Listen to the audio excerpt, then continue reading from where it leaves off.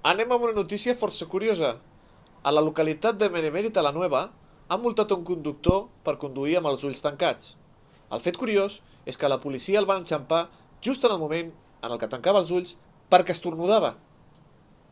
El conductor del vehicle va recórrer la multa, indicant que l'esternut va ser un acte involuntari i inevitable, però el jutge, que porta el cas, ha desestimat el recurs adduint que la llei indica molt clar que no es pot conduir amb els ulls tancats. Malgrat això, el conductor multat no descarta reclamar a instàncies superiors. Yo estoy muy indignado, porque a ver, lo primero es lo primero. Es imposible estornudar sin cerrar los ojos. Imposible.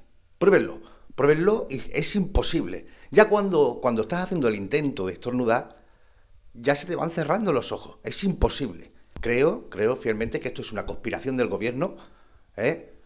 Lo que no sé es por qué van por mí. No lo tengo muy claro todavía.